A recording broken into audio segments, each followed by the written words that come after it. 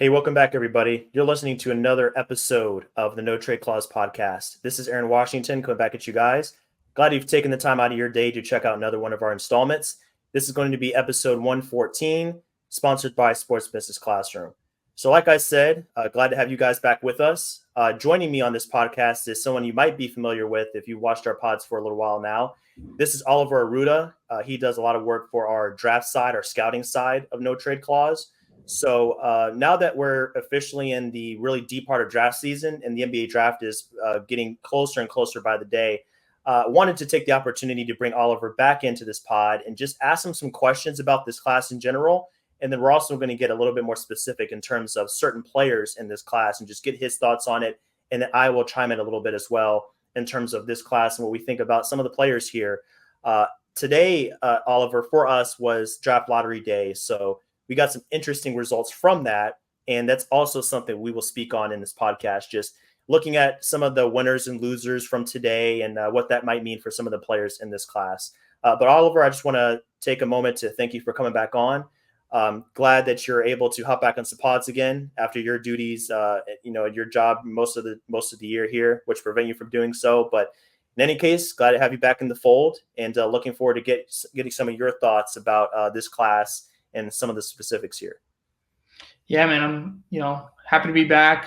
Happy to be back in the public space, being talking about this kind of work. It's a very interesting class. So excited to dive right in. Let's just get to it.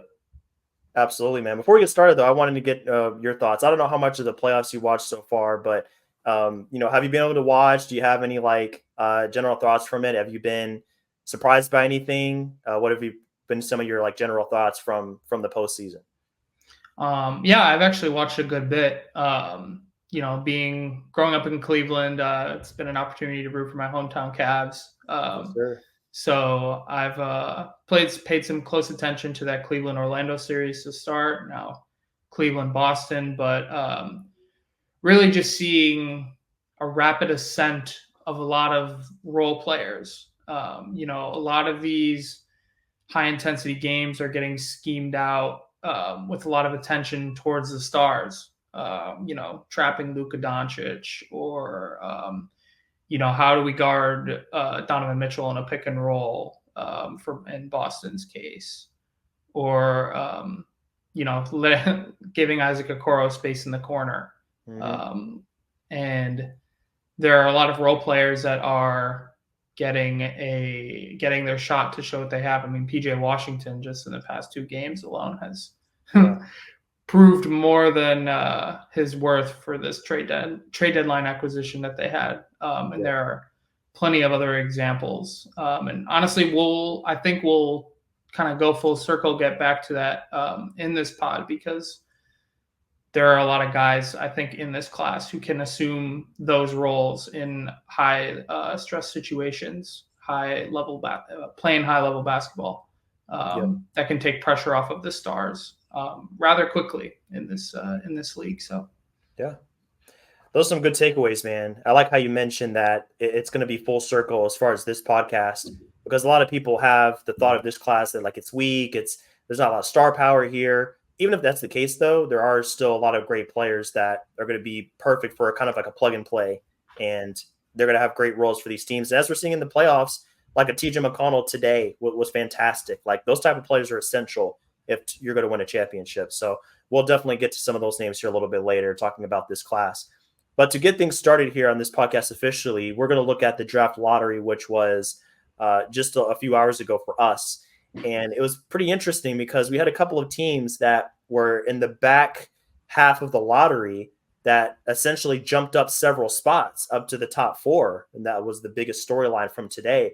A lot of teams maintained their positions, but the 2 teams that did make a big jump up were the Hawks and the Rockets. So looking at those 2 teams, the Hawks had the 10th best odds, the 10th best odds at number 1 at 3%. And then Houston wasn't far behind. They had the 12th best odds. I think they were under 2%, maybe like 1.5. And they both ended up in the top 4. So the Hawks ended up getting the number 1 pick, and the Rockets ended up at number 3. So for both of those teams, I know they're super excited about the results from today. definitely something that we didn't see coming. I'm not even sure if they expected to jump that far up. But that was really cool to see for those teams. So, Oliver, just to get this started, I just want to get your thoughts on that. Like I said, Atlanta and Houston were the obvious winners here from today. The Jazz also stuck out to me as a winner from today.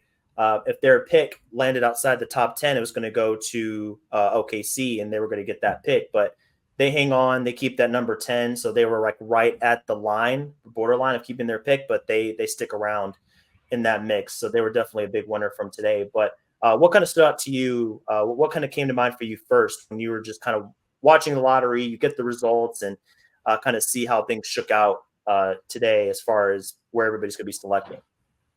Yeah, I mean, once I think the tell-all, as we were all watching on ESPN, is once we saw Utah land where they did in the lottery. Once you saw that, then a lot of people probably thought that there was some craziness that was that was in the works for this lottery. But once it was all said and done, my first reaction was, man, poor Detroit Pistons. Not again, man. Not again. Had the worst record in the league. They've got one, surefire building block in Cade Cunningham, and multiple pieces to a puzzle that they're still trying to fit together.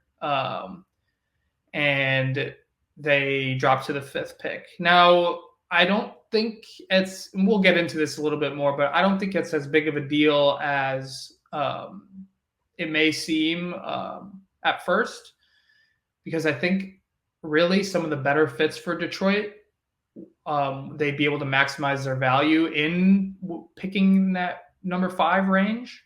It would have been nice maybe if they could have gotten 3 or 4. But there's going to be a lot at stake, a lot of jobs at stake with this number 1 selection in this draft. And, it's not the most coveted number 1 overall pick in the draft. We can just say that. But yeah, that was probably the first thing that stood out when all the dust was settled. Yeah, that was one of my thoughts too. Just looking at their finishes over the past 5 years, they haven't eclipsed 23 wins in 5 years. And the most they have to show for that is that number 1 pick. They selected K in 21. But the past 3 years, I mean, they've been number 5. They haven't even been able to crack the top 4. So for a team that finished 14 and 68, I'm sure they were going in hoping they would at least, like you said, get 3 or 4. But I guess the bright spot of it, and you kind of touched on this a little bit, Oliver, was the fact that this draft is a little bit different. It's not like if you're at the top, you're getting a surefire superstar franchise building block. It's a little bit more of it's a lower profile draft, but there are multiple players I'm sure that will be selected later that can still be a really good fit. And for Detroit, I mean, it's all about just kind of like you said as well, picking that the player that kind of fits their system the best, that kind of fills a need that they have specifically, not necessarily just taking the best talent in the draft. Yeah. So for them, it could end up being a blessing in disguise. I'm sure that 1 through 4 and 5 for a lot of people, maybe even including yourself, is kind of fluid. Like there's not like a clear structure between all those players, or just kind of all in the same tier. So it could end up being a pretty good draft for them, regardless of where they ended up picking. Yeah, and just to add to that too, is that I think if I try to put myself in the shoes of Pistons fans, it might not necessarily be upset with the way the ping pong balls fell this time around, or oh, we're so unlucky. But I think a lot of them are starting to have gripes with the system itself of the lottery, the fact that you have the worst record in the NBA, and I think they understand to an extent that the odds have to level out for the sake of tanking, but to be able to drop all the way down to 5th, like I think a lot of them wish there was some sort of floor in place. Like if you have the worst record, maybe you can't fall below 3 or something. Sure. Yeah. But that's a whole other conversation for a different podcast, but still feel like it's worth at least mentioning that, maybe we should take a second look at the way the draft lottery is structured. Sure, sure. That's a good point as well. I mean, obviously for Detroit, it looks bad for them from their perspective. Like in their eyes, I'm sure they're getting kind of robbed every year essentially. Like if they're going to be that bad that they can't pick it higher than fifth. But at the same time, I mean, it's definitely a win for overall, like what the league was trying to accomplish when they introduced more of this system to where it's more even, flattening the odds. Because you see a team like Detroit that for a while looked like they were on track for possibly the worst record or kind of tied for the worst record in NBA history. So the fact that they were able to be that bad and they still picked um, relatively high, kind of like based on their record for the NBA, it's kind of like, hey, like we're accomplishing our mission here. We wanted to keep teams from tanking, and if there's a team that could be this bad for this many years and they don't get a top four pick, hey, it just kind of tells teams like you need to continue to be competitive because I mean, you could be extra competitive. Like, look at the Hawks. Like, they were in the play-in tournament. They could have made the playoffs, and yet they were number one. And they're kind of more of like they're not a norm. They're not the norm when it comes to that happening. But regardless, like they jumped up. The Rockets jumped up. It wasn't that long ago that Memphis jumped up to number two and took John Morant, and they weren't that bad. So it just kind of reinforces the fact that tanking isn't the way to go necessarily. You need to continue to try to be competitive. And naturally, there are going to be teams that are just bad just because of the roster. Yeah. But we're not going to see teams like, hey, they just sit healthy players continuously just because they want like a 1 or 2 extra % chance. Well, you can't even do that anymore now if you wanted to. So yeah, exactly. Introduce those rules for this season. So I mean, they're blocking every kind of loophole at this point when it comes to that. But Oliver, there's another team here that was definitely a winner from today, and that's San Antonio. They ended up picking top 4 for their own pick. They're number 4, but they also grabbed another pick because Toronto's was top 6 protected and ended up outside of that, number 8. So the Spurs acquired the rights to their pick as well. So Toronto's going to have to wait another year to get that pick. I feel bad for Toronto. This is definitely one of their worst years in recent memory, and they weren't even able to hang on to that pick. And that was a result of the Jakob Poeltl trade that we saw, I think, last season. So they took a hit from that for sure. In hindsight, it doesn't look like the best trade. But for San Antonio's perspective, 2 top 8 picks to help kind of surround Wemby with more talent is definitely something that I'm sure they're looking forward to. And depending on who they select in this draft, those 2 players can be really good complements for Wemby and kind of help that team make a push up the standings sooner rather than later, since they have a guy like Wemby to kind of take them to the next level. Yeah, and you got options with it too. Like you could keep one, trade one, or you could even trade both to go get, a veteran all-star or someone to, expedite this this process with Wembanyama. Personally, that's not what I would want to do, just stuff of, thinking about it for the past few hours. But I mean, there's just a lot on the table for San Antonio. And if you look at it from Toronto's perspective also, it was roughly like a 50-50 split that like whether or not they were going to keep the pick. So like, it sucks, but I mean, it shouldn't be a surprise to the front office that it like went this way. They I'm sure they have their contingency plans laid out and they're going to follow their trust their process, follow the course that they have in place.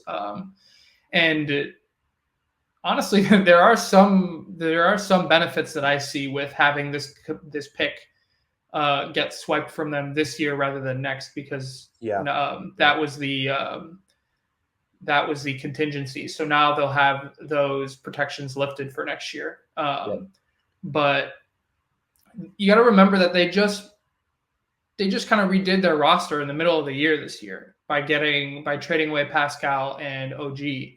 So I'm sure there's still some growing pains that they have to work through with their roster and with their tools that they have in free agency, whether it be the Pascal trade exception, their non-tax mid-level. They have some good tradable salary on the books between an expiring Chris Boucher, that's about $11 million, Bruce Brown salary, that's a good chunk of change and movable, like teams will call. So it almost gives them more time to figure out what they really want their identity to be, and then to go and draft a player next year, which I imagine will also be pretty like a top pick that fits more of that identity.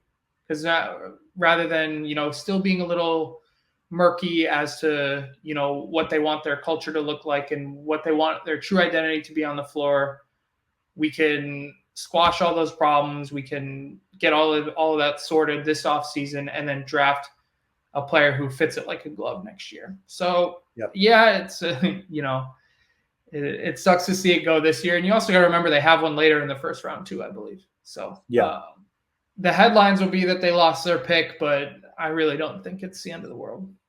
It's really not. And you brought up a good point as well, as far as this draft versus next year.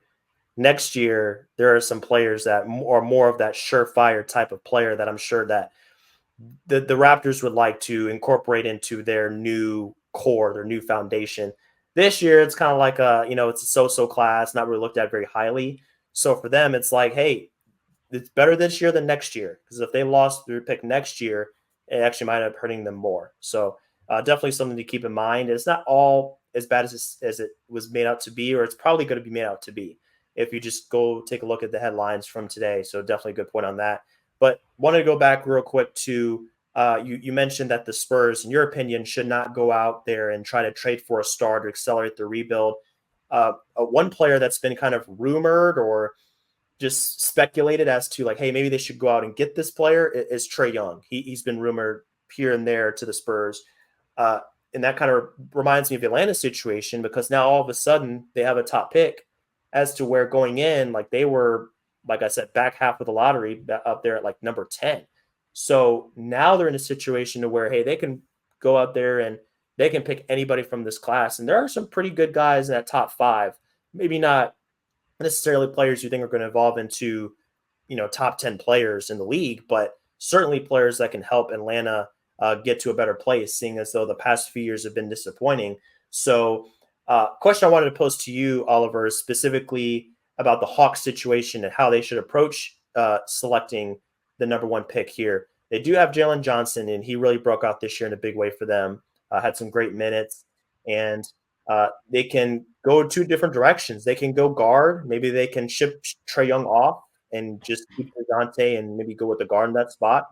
Or they can really just look for another front court partner, maybe look for an Alex Sarr to kind of put in that front court. He's been mocked at number 1 for multiple people here in the space. So that's just an interesting question I've been thinking about, but I wanted to get your thoughts on that. If you were in their position, would you go for a guard at that spot of number 1, or would you lean more towards taking somebody in that front court for the number 1 pick?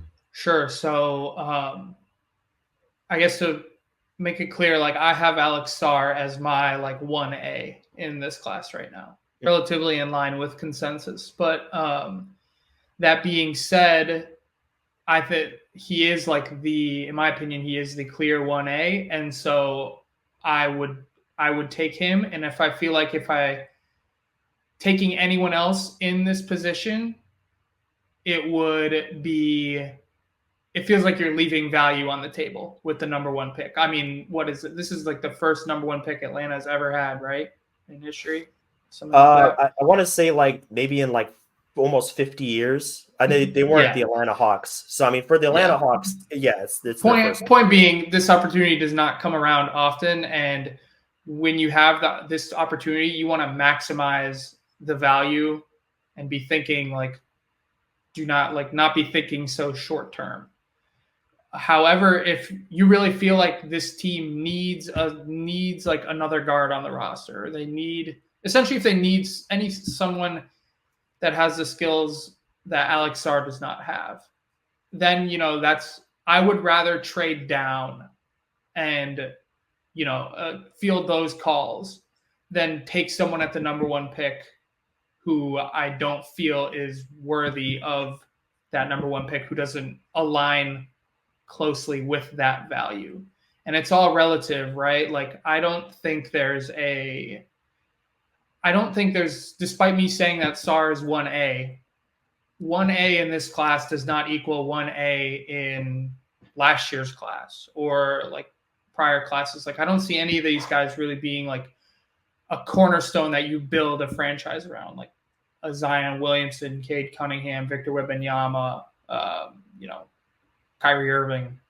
Take your pick. It makes it difficult to, match up that value, as I was saying. If you truly want to guard, you got to move down to the level at which you think the guard that you're targeting closely aligns with that value. Mm-hmm. Yep. So all that being said, like everything should be on the table for Atlanta. You have the best pick available in Alex Sarr, in my opinion. You could trade down with the teams who do have lottery fodder. We just talked about San Antonio. Portland has multiple picks in the first round. Atlanta also has a Clint Capella expiring contract. That I'm sure they would love to get off their books, and a team with salary cap who maybe doesn't have like championship aspirations or something, they could take that contract on. Or you could package the Capella deal. You could get in the number one pick, and you could just completely reset, and you could trade Trae Young, trade DeJounte Murray in a separate deal, and you could just get like an absolute treasure chest of assets to then completely build around like a Jalen Johnson. And maybe an Onyeka Okongwu sticks around. It's not super clear what their organization thinks of him yet, as whether he's a starter or not, despite that extension coming through. Yep. Personally, I would, if I were in the Atlanta front office doing my thing, I would draft Alex Sarr. I would move Clint Capella, and then I would feel pretty comfortable being able to pair Alex and Onyeka, having them share minutes on the floor, but also staggering them a little bit. I think there would definitely be growing pains at first, but they kind of can alternate between one being a spacer, one being a rim runner. Defensively, one can work as an anchor, /rim protector. The other can be, a free safety roamer, off ball mover. So long story short, those are my thoughts on Atlanta's number one pick, the routes that they have in front of them, and ultimately the choice I would go with. That's a very sound strategy. I think that going in that direction, restarting, I think is a very real possibility when you have a team that's kind of stuck in the middle the way they've been the past 3 seasons. It would make a lot of sense for them to just say, hey, we're just going to start over. Trae Young has had a great time with us, but we want to go to a different direction, sell him off, like you said, get those assets, and then bring in Alex. It's something that I think they shouldn't overthink. Alex, by many accounts, most accounts, is that number one guy. Go with him. Get the most talented guy you can. And, he's going to fortify your front court, as far as just automatically being a defensive stud. And then there's that upside offensively that can pair really well with various players they have on the roster, Jalen Johnson, Onyeka. So I'm definitely with you there. I like that strategy for them. I think it can really work out in the long run, sacrificing a little bit in the short term, but definitely going to help them get over that hump and get back to where they want to be as far as being in the playoffs. So now looking at this draft class as a whole, this is what we're going to get into next here, Oliver. Most people would say they look at this class and they're just not that excited about the talent that is within the 2024 class. And you look at the names, you look at the film, and it really reinforces that point.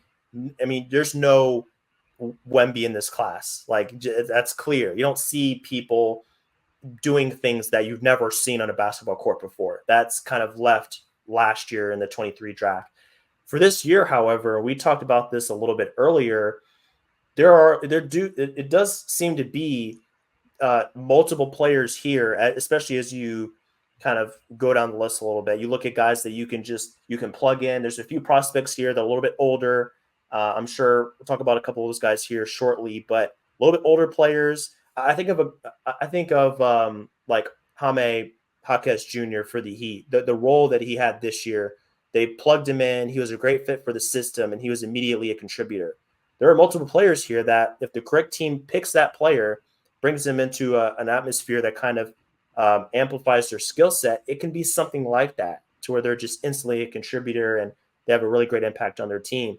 Some of these teams, yeah, they're in the lottery, so it won't really impact their win total that much right now. But other teams might be on the fringes and they get that little boost they need to get back in the play-in tournament or the playoffs. So really something I've been wondering is like, is it as bad? Like, there's a lot of press that's negative about this class. But I guess my question here is it as bad as people make it out to be in terms of the overall strength of this class? Well, we've seen weak classes in the past. We've seen that. I think it was the 2013 draft. You had Bennett and you had Oladipo. I think Otto Porter was third, and you had like multiple players. Like, none of them turned out to be even really like superstar players in that draft. So, in your opinion, is it overblown as far as the how this draft is shaking out in terms of the overall potential here, or do you think that there's a silver lining here and maybe it's not? I guess it's like, hey, is it that bad, or do you see it being better than people would make it out to be? My short answer is it is not that bad. It is. I think it is getting blown a little bit out of proportion. There are good players in every draft. Every draft, you're going to get at least like one or two all-stars at the bare minimum.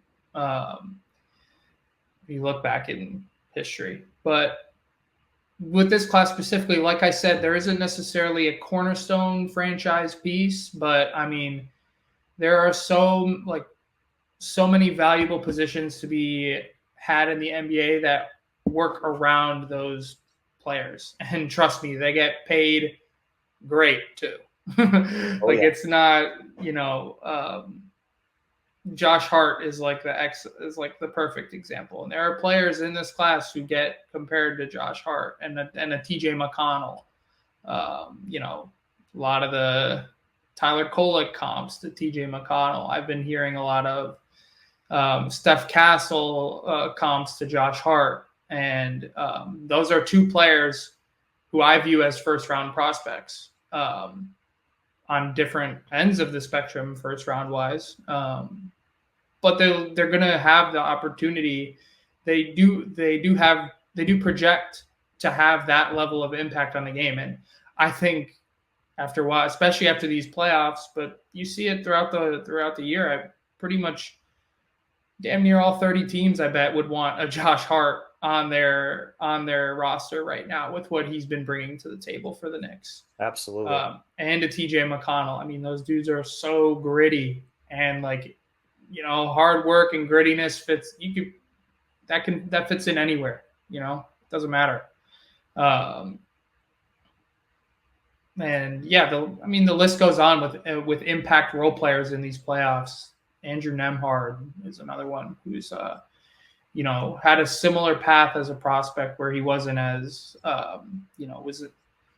was in a touted program in Gonzaga, but still came into everything with a chip on his shoulder. It still felt like he had things to prove, and he's making the most of it on this stage right now.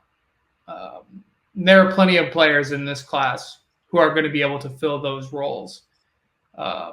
Not only like in the NBA in the regular season, but that are going to become relevant in the playoffs sooner rather than later, I think. Yep. And then when those guys start popping off, then people will be revisiting was this class, down or whatever. And it'll be interesting to check some of those receipts. But yeah, long story short, that's my take on that. Oliver, you bring up these gritty players like Josh Hart and McConnell, and it makes me think of a phrase that we hear a lot, not just in the basketball circle, but I guess in sports in general. They have that dog in them. You know what I mean? Like, you hear that all the time. Like, they have that dog in them. Like, they have that spirit of just competitiveness. They have that fire. And it's funny because I go to the Ringers mock draft. They have their mock draft. They have their big board every year. Kevin O'Connor works on that. And one of the badges for a player is he's got that dog in him. And I've seen that over the past couple of years, but I've really been paying attention to that this year. In this year's class, because like you said, there's multiple players in the playoff setting on the highest level that are displaying that kind of fire. And I mean, you think of like a Reed Shepherd, that could be that type of guy. Like he's smaller in stature, 6'2", 6'3", smaller guard, but he has that quality in him. Ron Holland, I know you're not as high on the G League Ignite guys, but he seems to have a fire about him as well, like a spirit of competitiveness. And those are things you can't really teach in the game of basketball. You can teach shooting rhythm. You can teach the handle, get your handle right. You can teach X's and O's, but you can't really teach effort and that competitiveness. It just kind of comes from within. You have to have it to really be that type of guy that can really prosper on the highest level. Some have it, some don't.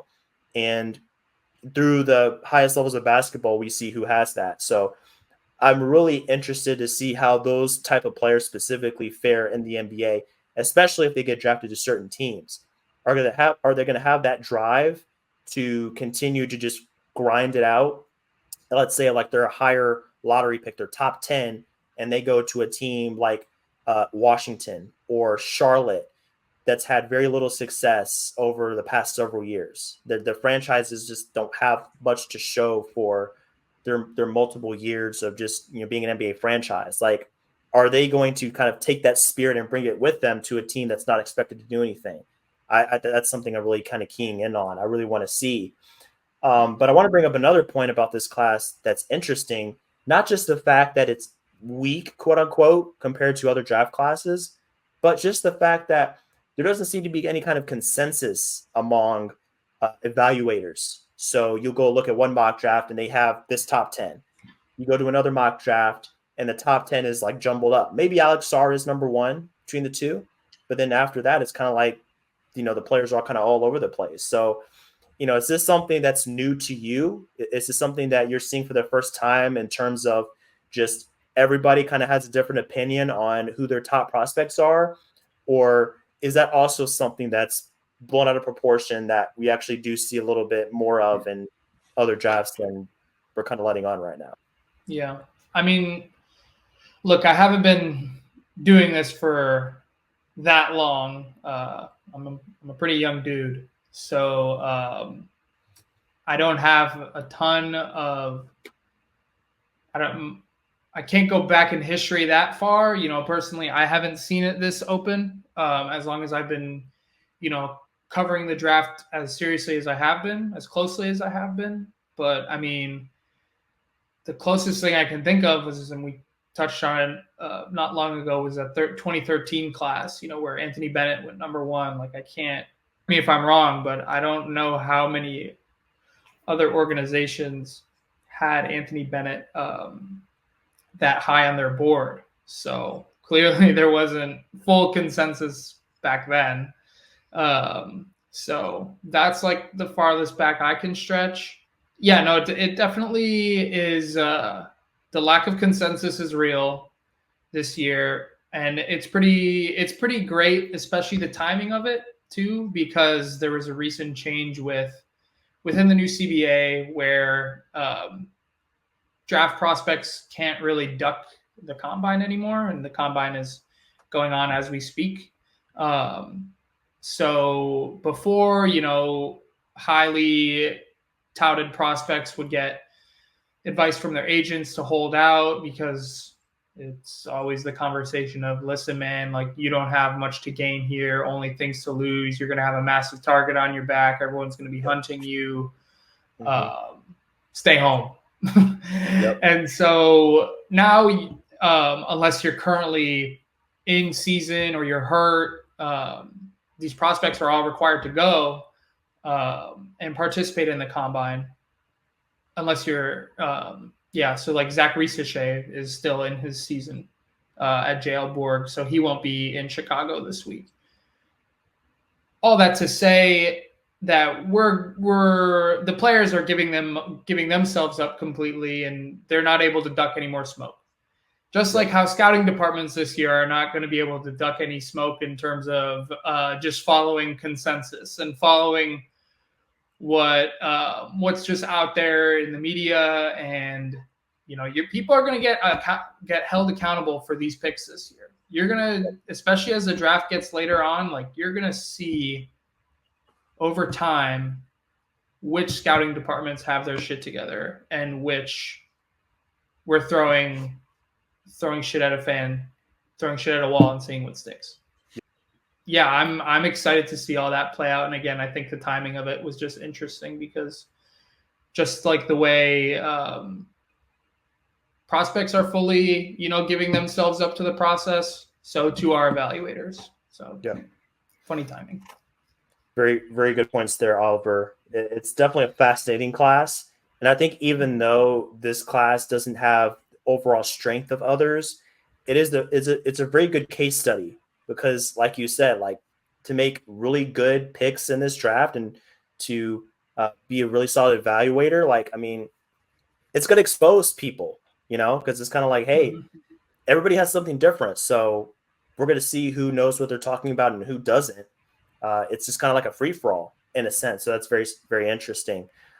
So now for the third segment of this pod, we're going to get into specifics. So we're going to talk about specific players in this class and what they bring to the table specifically.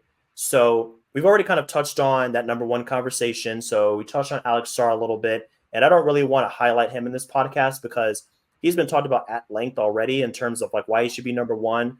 You can go back and look at his film, the athleticism, the length, the ability to just be like almost like a 1 through 5 type of defender and just be a switch heavy big is something that's going to be highly valued for any team in the NBA. So that's been established already. But what I really want to get your thoughts on are some sleepers in this draft.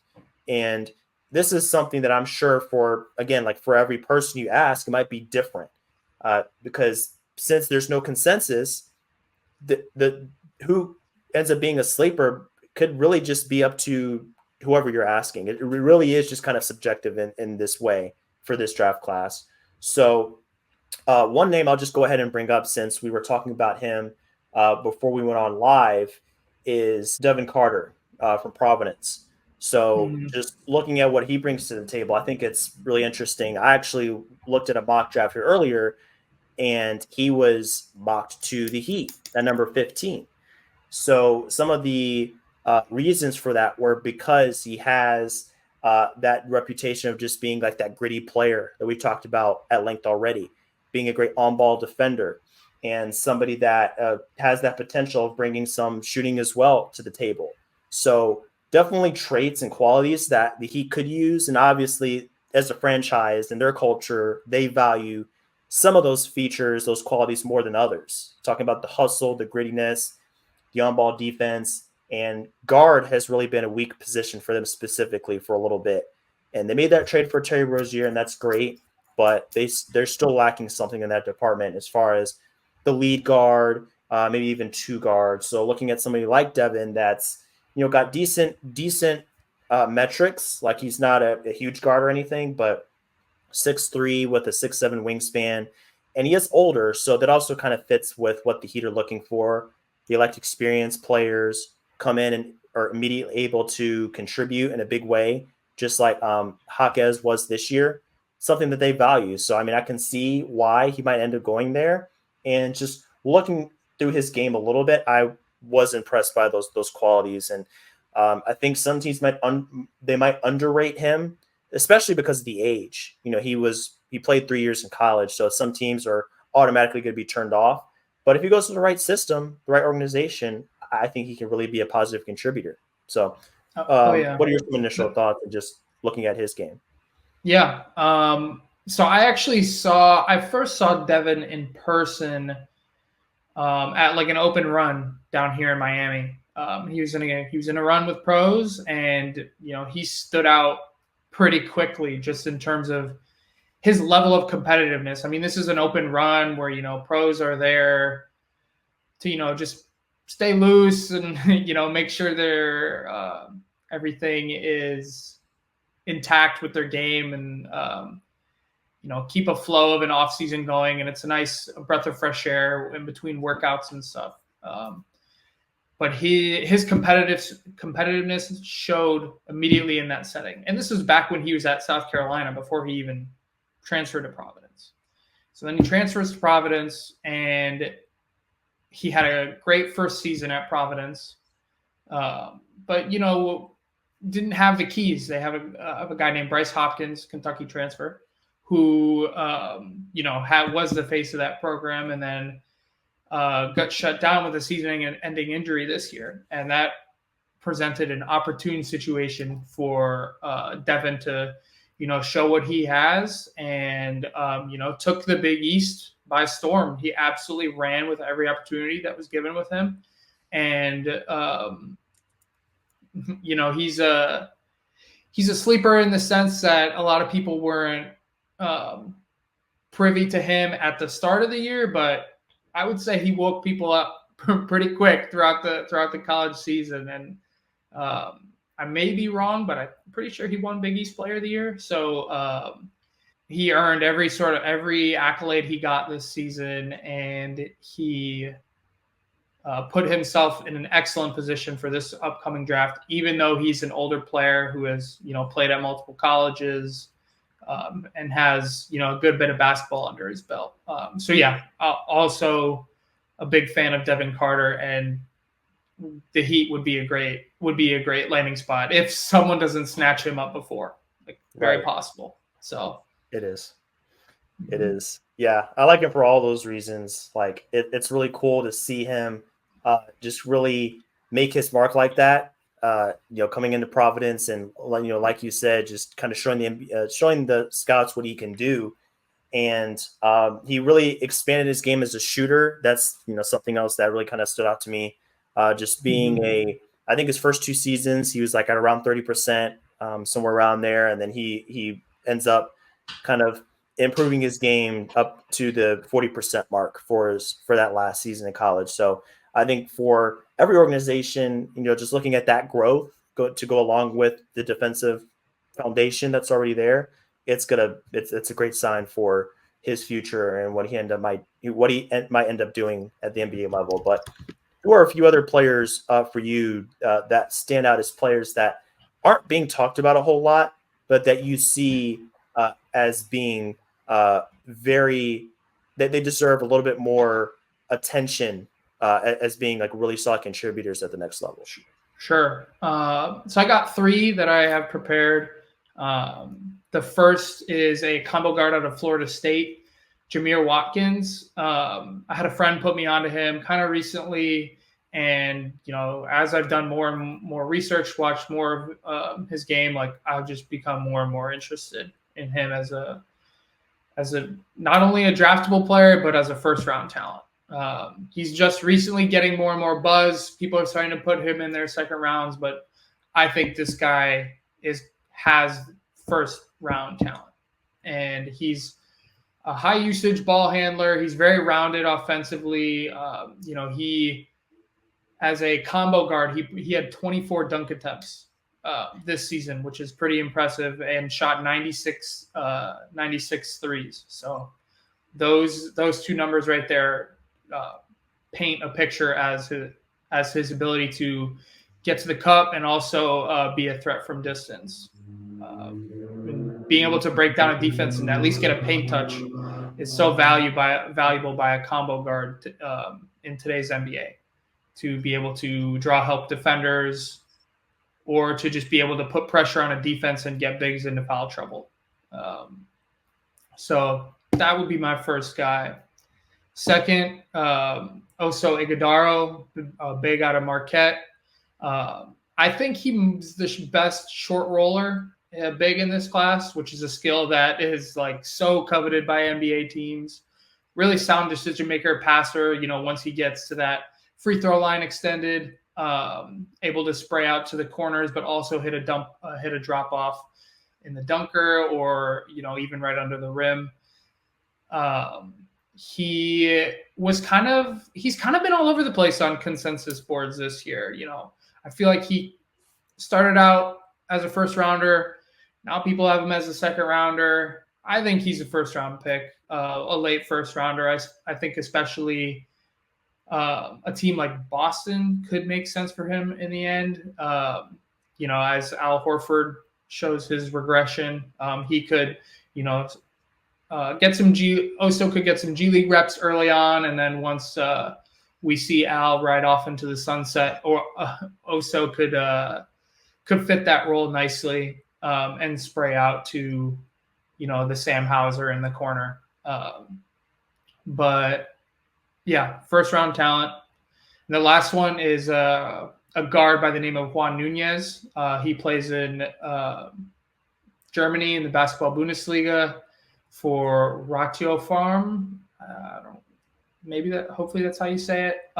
One of his teammates, actually, Pacom Dadier, is another prospect that I am higher on than most. Nice wing shooter. But Juan is particularly interesting to me because I think he's up there with Rob Dillingham in terms of the second best pick and roll decision maker, ball handler in this class.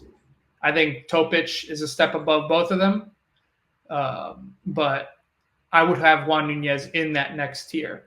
And so if that's something you need to go after, if that's a problem you need to solve this offseason, if you're an NBA team, I would definitely take a hard look at Juan. For example, if San Antonio strikes out on Topic, with that fourth pick, like, he could very easily be there for them, but, someone ahead like Washington needs a guard. So if they strike out on Topic, San Antonio decides to keep those picks, they could just get who's best available on their board at the time, and they could target Juan Nunez early in the second round. That would be a great landing spot for him.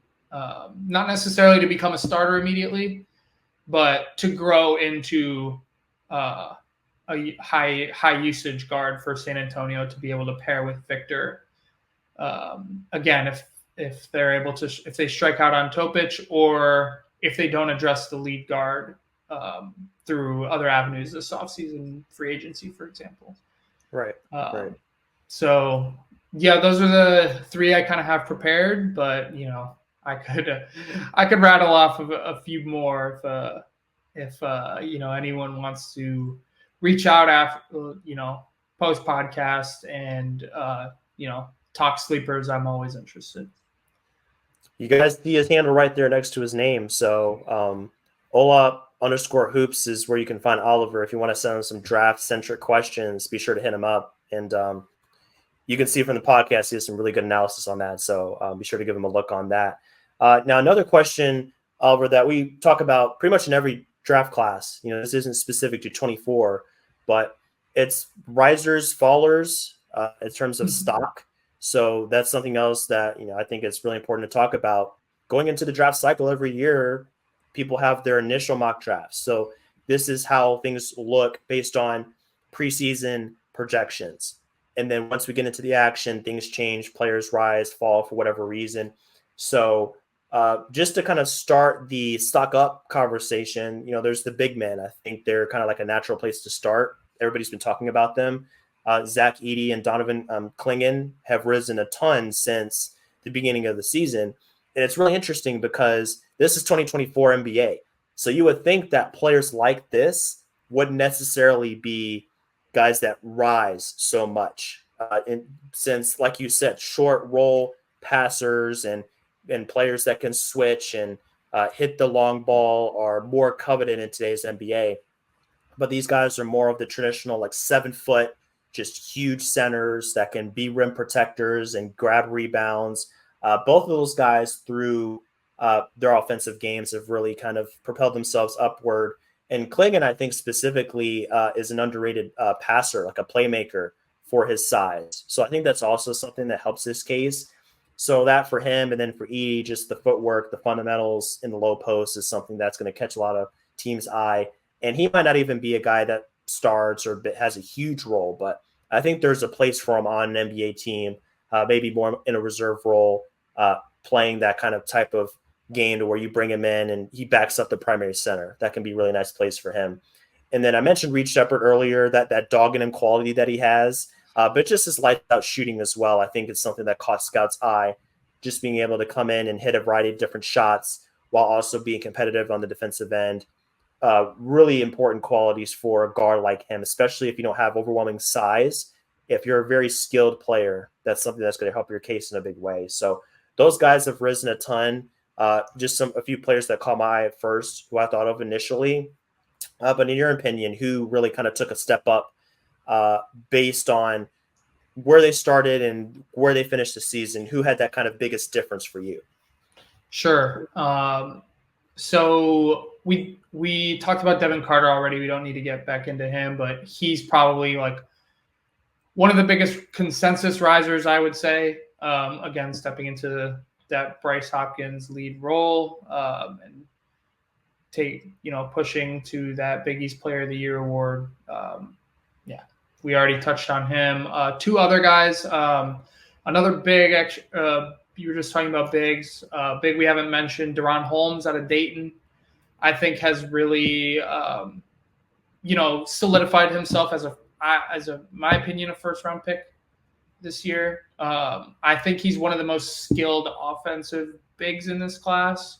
He's got a pretty deep bag of footwork and pivots and finishes, and he has been in college for some time now, but I feel like he has made the right decision by going back to Dayton, staying there, focusing more on his development, and he hit the nail on the head in terms of the timing of best time for him to enter this draft process and aligning when his stock is at the highest. So I think he's another one. And lastly, Jalen Tyson. I like to look for in terms of stock risers. I like to look at a lot of returners, mostly to the college scene or internationally if players return to their club. Nikola Jurisic out of Mega is a very hot name right now.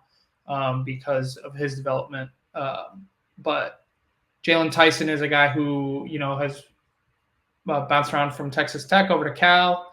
And he is, again, like a very high usage, tough shot maker. Guy has the ball in his hands a ton. And,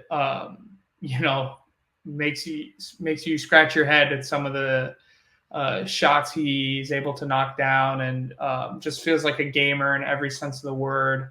And again, I view him as first round talent, first round value. Could see him going there when, as compared to his time at Texas Tech, or even earlier in the season, maybe at Cal, he wasn't on people's radars, and now, he's another hot name right now. I know the No Ceilings crew, friends of the program, just put out an excellent piece on Jalen Tyson as like a bona fide first rounder. Mm-hmm. So those are probably my biggest risers. Nice. I like that a lot. Kind of like a little bit of a question to bounce off of a couple of players here that are really high on draft boards. Klingon and Stephon Castle, those are guys mm-hmm. that definitely boosted their stock. Maybe not the highest risers, but definitely guys that I think the reputation definitely improved over the course of the season, especially since they got that national championship. In your opinion, is that kind of like the cherry on the top that really helped bolster their case, just being able to make a run like that, just compete at a high level, kind of like similar to like an NBA playoff run where player stocks rise so much because they performed on a high level? Mm-hmm. Is that a big reason for you as to how they boosted their stock, or was it already kind of going in that direction before they went on this impressive run? The way I view it as it's just another data point. It's just another piece of their evaluation. And I mean, it is a valuable one because you play high. It's high stakes in the tournament, and you play quality talent. Every game. The Big East is one of, if not the most competitive conference in college basketball. But maybe for some of these other guys, you may get a conference game that might be a night off. I guess DePaul and Georgetown could be seen that way in the Big East. But there are no nights off in March Madness. So it's more data against high-level talent. It also was a good use case, I think, for NBA teams, because I think, in my opinion, for Steph specifically, it's pretty clear what his skills and limitations are just by watching his tape. And so you're able to see how he leverages those skills and how his limitations hurt him at like the highest level of college basketball. Mm-hmm. So yeah, the tape can be pretty like transferable right away in terms of his development. Once he gets into the NBA, you can start attacking those deficiencies early. And with Steph, that would be his perimeter shooting. So makes sense. That's kind of where I'm at as well. It definitely helps to have that on your resume when you can say, like, I've really been a performer at the highest level. Somebody that's really performing at a high level, maybe not today necessarily, but in the playoffs up until today, Dante DiVincenzo is somebody that I thought of in terms of like just boosting his stock quite a bit at Villanova. Had that run and he really boosted his stock. And then he comes in here and he's been a great player already, but he comes in this year and did this playoff run. I mean, he was lights out up until today's Game 4 against the Pacers. I think he came in as the best three-point shooter in the playoffs to this point. So just a player like him, I think, serves as a great example. If you have somebody you're looking at in this class or any class that has that in their resume, like I'm a national champion or I made it to a national championship game and I performed at a high level once I got there, it gives teams more confidence in selecting them, knowing that they can handle high pressure situations and still be a very good contributor, whether it's in a bench role, a combo role, a starter role for a team that's really trying to make that leap up in the standings or the playoffs. But to kind of flip the script here, Oliver, this is going to be where we kind of end this podcast. We have to get into the fallers as well. This happens in every class. Players go into a class and they're looked at as being a top 10 lottery pick, whatever the case may be.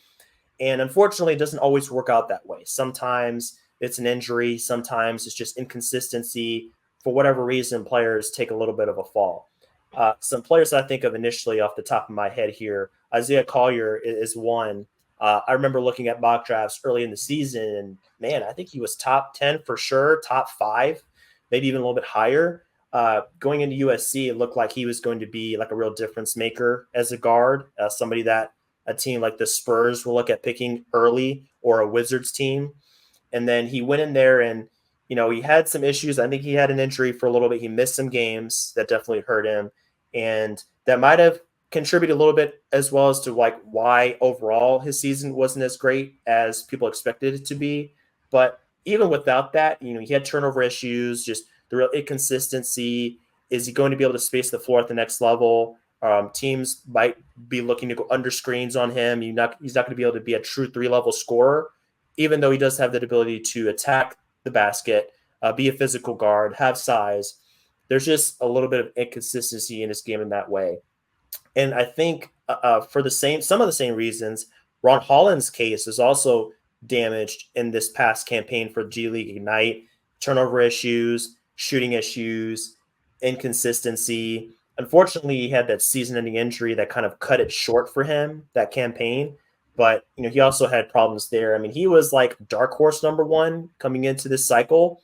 And now I see him in the back half of the top 10, maybe even outside the top 10 in some mock drafts here now. So those two guys come to mind for me first initially here. And I wanted to kind of broaden this a little bit going off of Holland, because there's the whole G League Ignite experiment that it succeeded in some ways, but it was a failure in other ways. And now it's not even a program anymore. It got discontinued after the season. I mean, they finished 2-32. That's obviously a big reason for that. But specifically, I wanted to direct this question at you by asking, did that season overall really just drag down the case for all those players on that team that are considered to be real draft prospects, like Holland, Buzelis, Almanza, Smith? I know Smith for you is a little bit lower than the consensus, but what did that season do for you in terms of how you're evaluating these players in this draft class? I mean, I guess first and foremost, I should say I'm actually still a pretty big fan of both Matas and Ron. I have Matas in my top 5. I have Ron just outside of it. So all that being said about their difficult season, I still do like both of those players. But I think the theme between the G League players you just mentioned, Isaiah Collier, and another guy that I want to talk about also in this category, who in my opinion has fallen on my personal board, which is Kevin McCullough out of Kansas. The general theme with all of these teams or all these players is they're on teams that didn't have great success this year. I mean, obviously Kansas still made it to the tournament, but damn near everyone picked them to lose early, I feel like. And there's a reason between McCullough's injuries and just the state of the team. I mean, Bill Self said like he was thinking about next year and already thinking about the portal, I imagine, when their season hadn't even wrapped up yet. So winning matters as a prospect. Your team's success matters. That being said, you can still filter out a lot of the context when you're doing some of these evaluations. So with G League Ignite, for example, like I think it's pretty important to filter out the context that these players were in, or at least try your hardest. It was just a very difficult situation to get any sort of evaluation on them, based on guys being in and out of lineups, the lead guard changing, maybe like once every few weeks. I think they got Norris Cole, Gabe York, like bringing these guys in to try and help steady the boat throughout the year. Team success matters, and it helps the watchability of